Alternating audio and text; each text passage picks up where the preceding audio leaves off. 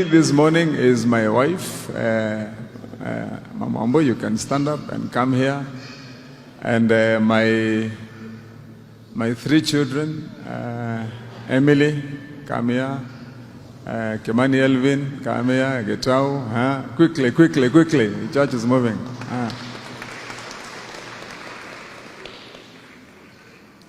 All right. So these are my children. This is my wife. My entire family. We said this morning tutakuja tuseme pamoja ya kwamba tunawashukuru sana wakati tunamshukuru Mwenyezi Mungu ya kwamba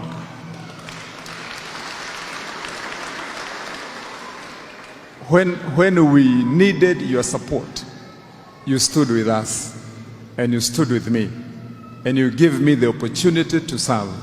And so as the entire family, we don't forget, and I say this many times, even in the absence of my wife, in the absence of my children, I repeat it all over again, that when I sit with them, I remind them continuously that the blessings that have been bestowed upon their father and her husband to be the governor and the leader of this county is through and by the people of this county and yourselves here, the people of Dendero. I want to convey that appreciation on their behalf. Sisi wote tunasema asanteni, hatutazungumza sisi wote.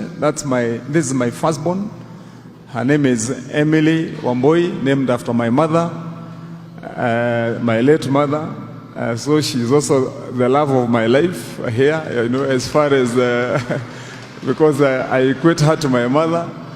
She is a student right now at Strathmore University, doing her third year now, going to her third year now. Emily. This other guy here is my second born. He's called Kimani, Elvin.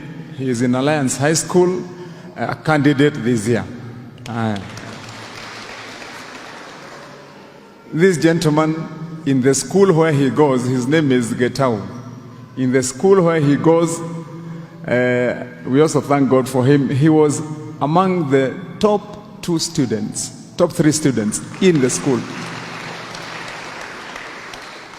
And he has been admitted also to Alliance High School.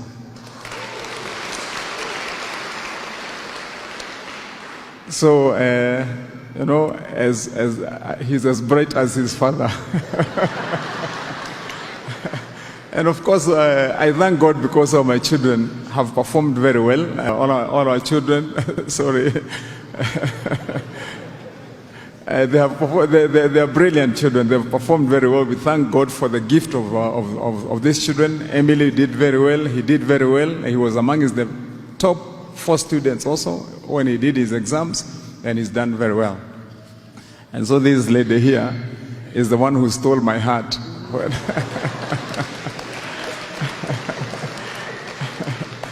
And I have allowed her to keep it for life.